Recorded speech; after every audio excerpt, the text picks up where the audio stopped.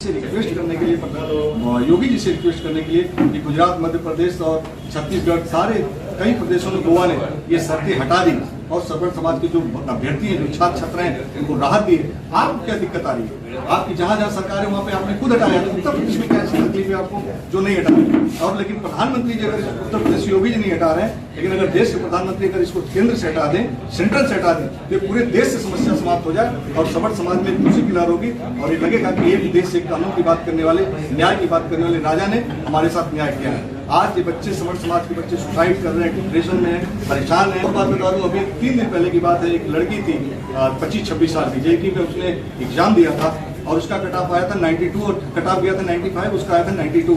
और जब अगले को 45 वाले का उसका हो गया, 45 वाले का हो गया तो उसने सुसाइड कर लिया, क्योंकि गरीब घर की बच्ची थी, वो दिल्ली में तैयारी करती थी, उसके माता पिता गरीब थे, किसी तरह पैसे भेजते थे कि वो बच्ची पढ़ लिख जाए, कुछ बन जाए। लेकिन उसने देखा कि मैं इतना कॉम्पिटिशन देने के बाद 45 वाले को हो जा रहा और मेरा नहीं हो रहा, तो मेरे माता पिता के पास पैसे हैं नहीं कि मुझे पढ़ाएंगे। उसने सुसाइड कर। ऐसे तमाम बच्चे हैं जो डिप्रेशन में, इनकी पीड़ा को मोदी जी को समझना चाहिए और प्रतिभा को आगे बढ़ाएंगे। जैसे मोदी जी कहते हैं कि प्रतिभा आगे बढ़ेगा तो देश बढ़ेगा, तो प्रतिभाओं को दबा करके अगर आप देश को आगे ले जाना चाहते हैं तो देश कभी आगे नहीं बढ़ेगा और देश बल्कि पीछे जाएगा। यही निवेदन करने के लिए क्या क्या मांग है इसमें मुख्य तौर पे? हमारी देखिए मांग ये है कि जमीन, प्लाट, मकान की शर्तें मोदी जी हटा दें, ये केंद्र से हट जाएगा।